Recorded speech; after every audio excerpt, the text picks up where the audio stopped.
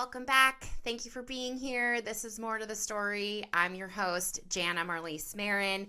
In addition to this podcast, I also publish a literary arts magazine, Under the Gumtree, publishing creative nonfiction and visual art. You can always learn more about Under the Gumtree subscribing and submitting at underthegumtree.com.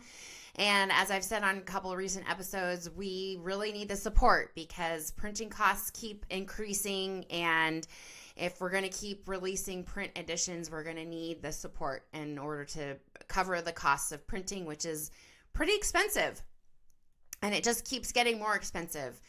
So exploring other options, but always could use the support, and your support directly supports your subscription, and your contribution directly supports the work of writers and artists because we're giving them an opportunity to be published and find an audience and find a place for their work.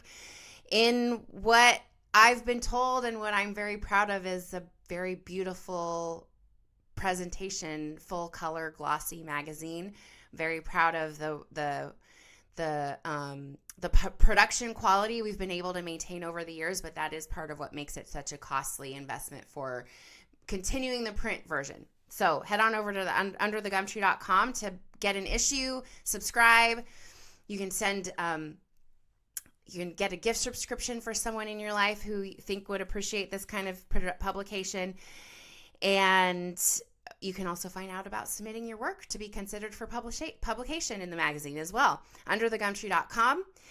And I'm also a book coach and an editor for women writing personal stories, regardless of what form that takes, whether that's a memoir, whether that's a personal essay collection, whether that's a prescriptive nonfiction book, which I've talked about a couple episodes back on this podcast. You can go back into the archive and in the feed and find out more about what that means if you're unfamiliar, if that's a term you're unfamiliar with. But if you are working on a book and you feel stuck and you don't know how to move forward, check out moretothestory.co/book diagnosis, where you can schedule a 15-minute phone call with me, and I will diagnose the problem that you're facing with your book project and make recommendations for how you can move forward. And that may or may not include working with me, depending on what your needs are. So moretothestory.co/book diagnosis. And then if you think that a book outline would be the thing that would be helpful for you, I have a free book outline formula worksheet, which you can download at moretothestory.co/book outline. And as always, this episode is brought to you by Cafe Santoro, my parents' boutique coffee roastery here in Northern California.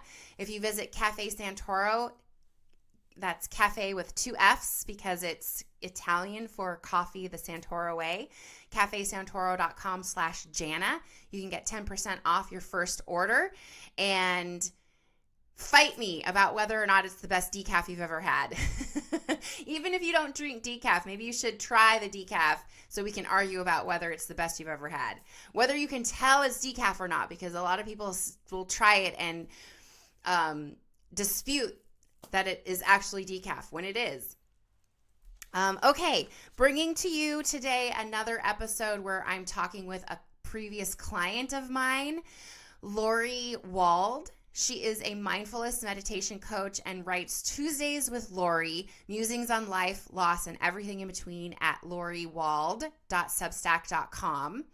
And Lori worked with me back in 2020, so it's been almost 6 years, which I can hardly believe it's been that long, on her manuscript that's still in progress. Because you know what? Sometimes even when you finish a manuscript draft, you feel in your gut and your heart and you know it's still not ready and it needs something else, and you're still working on trying to figure out what that is. So that's where Lori is in her journey. But we also talked about what else she's doing to maintain a writing practice for herself and getting published. And it's an interesting take. And I really appreciate what Lori was sharing about how she's approaching her writing life these days, even when it's maybe been intermittently with or without working on the book manuscript itself, and how she's finding her voice and how she's finding her audience and growing that audience specifically on Substack. We get into that in the interview. So before I say too much more, here's my conversation with Lori. Hi, Lori. Thanks for being here. Hi, Janna. I love seeing your face Oh, it's so great to in, connect and in your headphones. in my headphones. Yes, they help me focus because I frequently have weird noises happening around my house. Oh, yeah. Just Okay. living in a little bit more of an urban environment, you know? Yeah, yeah, yeah. So, I'm used to seeing you, though. I don't know if I'd recognize you without your glasses or your headphones. how funny. Well, let's start with a little bit about who you are and what you're working on, and you can even talk about your book and where it's going on with that. Okay, so I live in two places, mostly in Cleveland, Ohio, and then I snowbird in Florida, which I haven't gotten there yet. I'll go in December, and that's been really great. I love skipping the winter weather. That's been really fun for me. Um, I'm kind of in a I all morning I also teach mindfulness meditation, and I've been focused on that sort of side gig. I guess they're all side gigs for me, but this morning, so my head is a little bit more in that space. And it does quite a bit intersect with my writing because I do write about meditation and I do write memoir, um, usually short personal essays. And I'm trying to make everything come together in a book, which I've been trying to do for a long, long time, as you know. Yes. So, talk about how you came to writing in your life and the idea of a book in the first place. Gosh, so I used to write fiction, and I don't even know. I maybe got a couple of little things published. It was really hard, and then I did start writing more personal essays. But I think I met you. It was before everything in my life is before and after COVID. It was before COVID. And actually, now that I'm remembering, I think I was just testing out snowbirding and was renting a place in Florida. And you just came across my screen. Oh, okay, so I remember this. You sent me just a cold email for some reason, or I saw something on a social media, and you said it was either that we could chat or you replied to my or you said send me I think you said send me an email and tell me something, and I was like, okay, I'll do that. And then it was like, oh my God, and you had this boot camp, right? It was boot Yeah. camp, and it was like, and I was like, I don't really have a book, but I have a lot of pages and I don't know what to do with them. And I did your program, and I think that was really probably the first time I started thinking about that, oh, maybe this is something I want to write memoir. Mm-hmm. Yeah, Mm-hmm. And yeah, you did complete a draft with me. I did. Yes, I So did. what has happened to that draft since we worked together?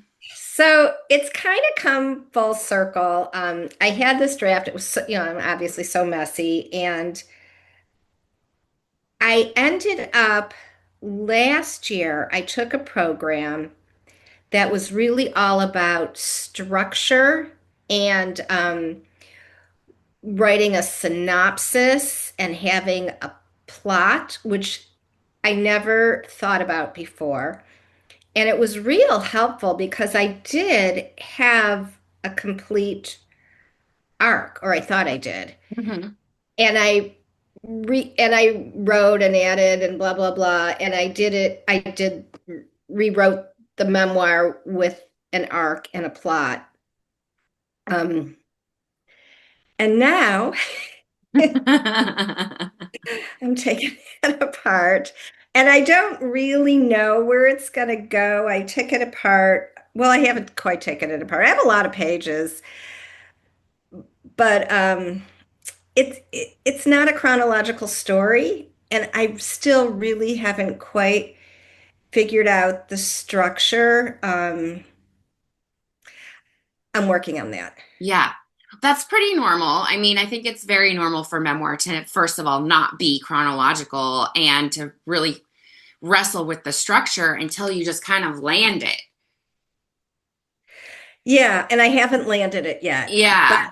but I do kind of like intuit that I'm sort of close to landing it. Yeah. I hope Yeah. I'm right about that. I think you probably are. Generally, what I tell the clients that I work with is to continue working and trusting yourself and trusting the material because the material will tell you what it needs. Yeah, okay. You're like, are you sure about that? Not being very direct, I'll tell you. I appreciate it. You'd be more Well, direct. talk a little bit about what the book is about. Okay. So I have been married three different times. I was widowed and then I was divorced, and now I'm remarried for the third time. And my second husband, who's the one I'm divorced from, was so jealous of my first husband. He got the same kind of cancer that my first husband died from. But of course, the second husband hasn't died. It was not that I wish him ill, but he's a bad dude. Um, they've made a lot of medical advances, and he's okay as far as I know. So, Mhm. um, but it was a wild ride. I was widowed when I was 37, and I had three little kids, and it was just a shit show. It really was. And then I remarried too quickly and got myself out of that. And throughout much of my, well, at least for the past maybe 12 years, I've had a meditation practice.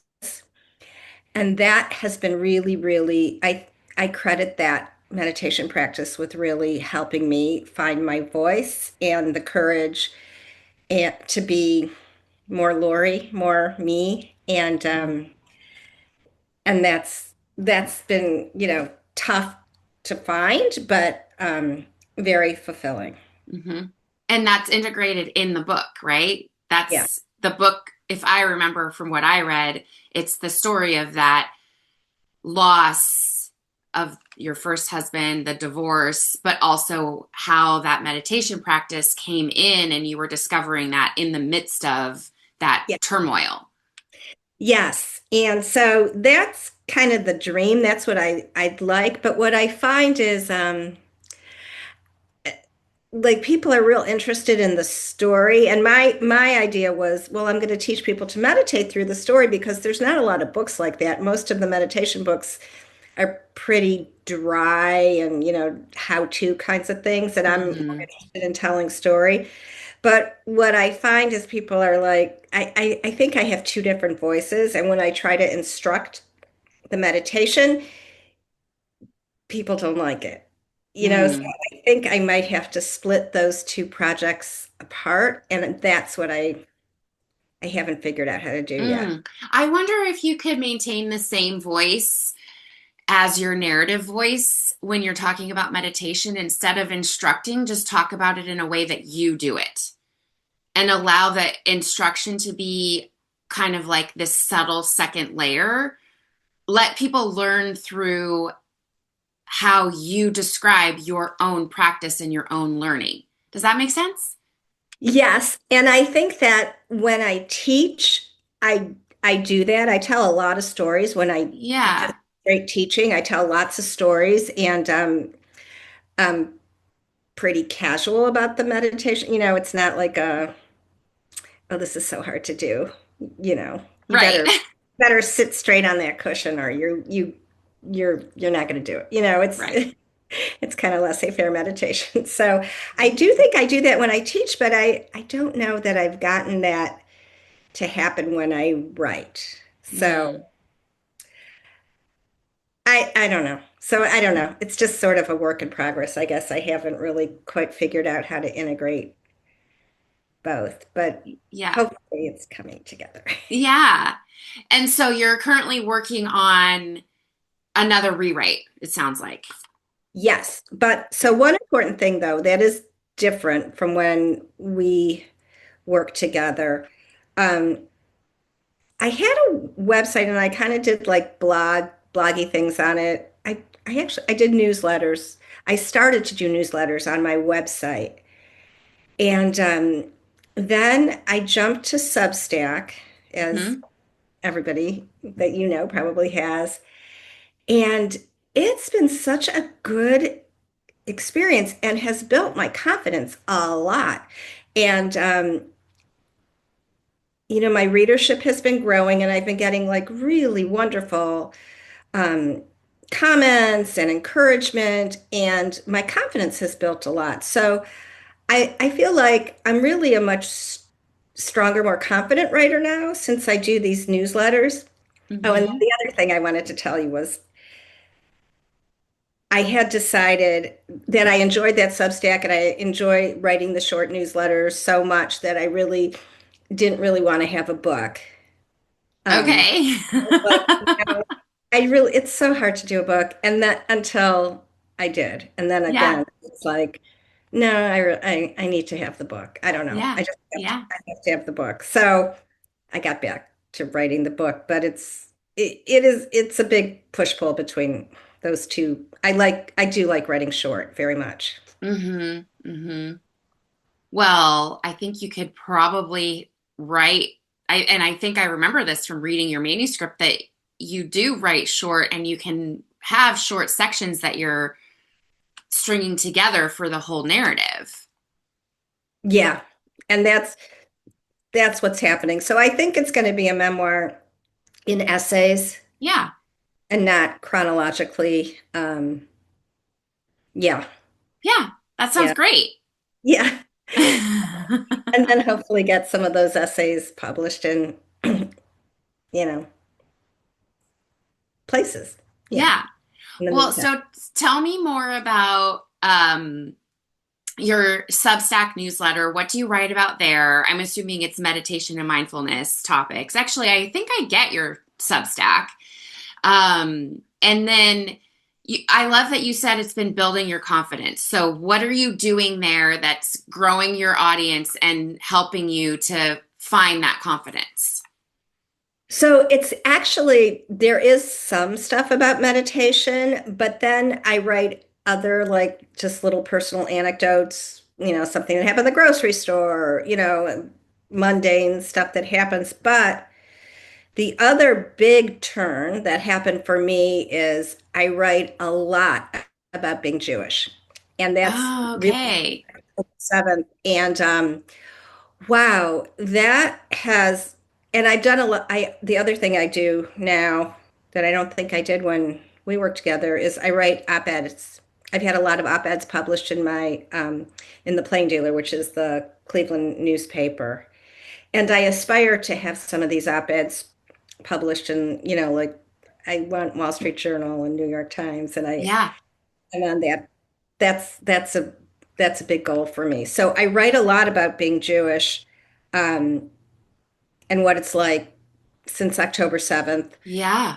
And that's been really satisfying. And a lot of people who don't know, really don't know Jews have been telling me that it's really important and accessible for them, Mm-hmm. which makes me feel great. So the thing with the Substack, and we all struggle with this, it's like once you put it on your Substack, it can't get published somewhere else, or it's Right. hard. So that's tricky. So I've been thinking about that a lot lately. Like I feel like I can write about meditation on my Substack, and I could write about being Jewish. But other stuff that I like talk about in the memoir, like I don't know, dealing with being a caregiver, or going to the park with my kids when they were little, and what that was like when they were losing their father, stuff like that. I'm reluctant to put that on the Substack because then I can't, get an essay published somewhere else. I have this argument all the time, and then I think, well, I write about grasshoppers, or I could write this essay about grasshoppers in a different way. So I could put it on Yeah. my site and do something else. But it's That's exactly what I was going to say. Like yeah, you're right. If you write something on your Substack, you can't copy paste it verbatim and submit it for publication. But you can certainly repurpose that same story or that material, write about it in a different way, combine it with something else. Like there's all kinds of ways you can still have material for the Substack and the same topics and experiences for other outlets. Yeah, yeah. But it's like getting yourself out of that lane. Like, I finished this essay and it's good. Exactly. Right, because once you have it done and published on Substack, for example, now all of a sudden that's how it's like memorialized in your mind, and that's how it has to be. You can't, you got to maybe take some time away from it before you can reimagine it into another Yeah, version for yeah, another outlet. Yeah, yeah, I yeah. get that. I totally get that. Yeah, but the Substack's been great, and yeah, and I get a lot of referrals from Abigail Thomas. You know, Three Dog Life and What Oh, Comes, yes, yes. and I had So does just she recommend you? yes, Oh, and wow. she is beloved and has a million followers and the sweetest, most generous woman. And yeah, I always think like I have to do something for Abby. I have to do something really nice. But it was so funny because I took a workshop with her, I don't know, maybe it was 20 years ago. It was a long, long time ago. And she remembers everyone. She's so sweet. And she started this Substack and I thought, oh, I'm gonna pay, I don't pay for most Substacks, Right. most of it. But I was like, I really want to pay for her Substack. And within 5 seconds of me like clicking the pay, she paid for my Substack, which I was, no, Abby, don't do that. And I, I felt so bad. And then she recommends me. So every day somebody signs up for my Substack because she recommended me. That's awesome. I Yeah. love it. Wonderful. I've Yeah. just started using Substack a little bit more regularly myself. I started earlier this year with just the podcast, and then I think it's only been since August maybe that I kind of restarted again with a much more focused strategy. I mean, is that really what I'm doing there? I'm doing my podcast every other week and a written post every other week. And so I'm just starting to dip my toes in the water of like, okay, what does it mean to be a little more active there? Because what happened, I don't know if this happens for you, but what happens for me is my stuff publishes and then I'm like, okay, I'm done. I don't want to go back and like share it or interact or I'm like, okay, it's published, it's done. Like I'm done with that aspect of my business for now. And it's like, okay, if I really want to grow it, I probably need to do a little bit more over there. I know. I don't like it. I don't like doing Instagram but Yeah. it does make a difference when you do it. And I'm Yeah. not, yeah, I like writing the Substack. I don't like doing the social marketing. I know. Yeah. I know. It's hard. It's so hard. Okay, so when you think about returning to the book and doing another rewrite on it, do you have a plan? Where would you like the book to be in a year from now? Let me ask it that way. Oh gosh. Um, so I have the draft I finished with you, and then I had another draft where I did it like kind of um with more a different kind of structure. And a year from now, I'd like to have landed on the right structure, Yeah. Like I kind of thought I did the last go round, but I didn't. So, Okay. so yeah, and I'd like to kind of know in my guts that it's like, oh yeah, this is right. Like, will Yeah. I do that? I don't know. Yeah. And then you'll look for an agent, you'll submit it. What will you do? Well, if I had a magic wand, yes, I would get an agent. And or the well, magic wand, the agent would find me because I'd have this viral essay somewhere, and they'd be like, oh, or modern love. Do you have a book? And you'll say, "Yes, I do." Exactly. Yeah. Okay, perfect. I'm going to send that out into the universe for you.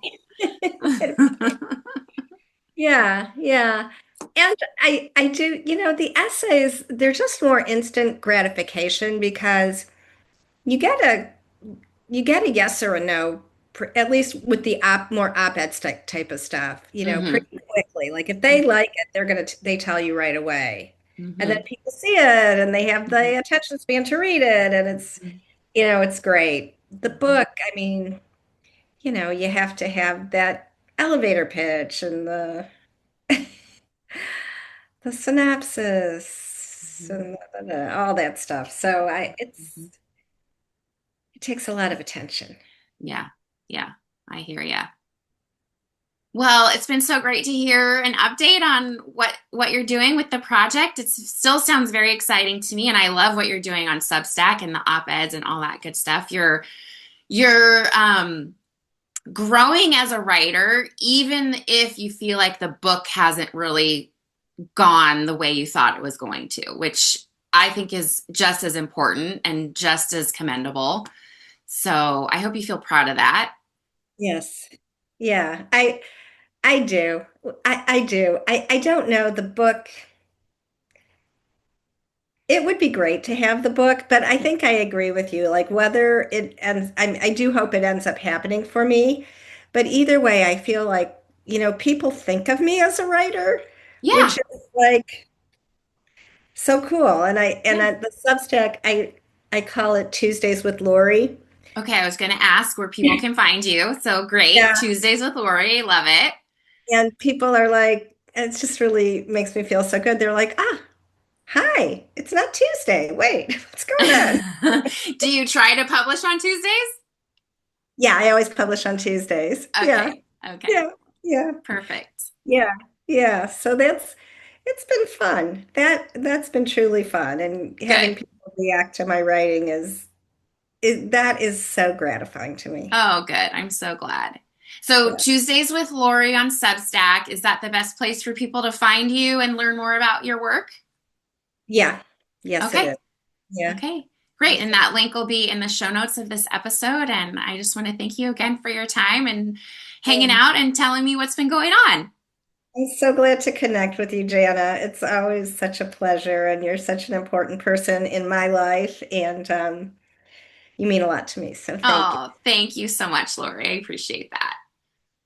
Oh, what a great conversation. Thank you so much, Lori, for joining me and sharing an update on your book. And also loved hearing what you're doing with your Substack. So visit Lori on Substack at loriwald.com. No, sorry, it's loriwald.substack.com. The links will be in the show notes of this episode, of course, so you can stay in touch with Lori and keep up with her journey there.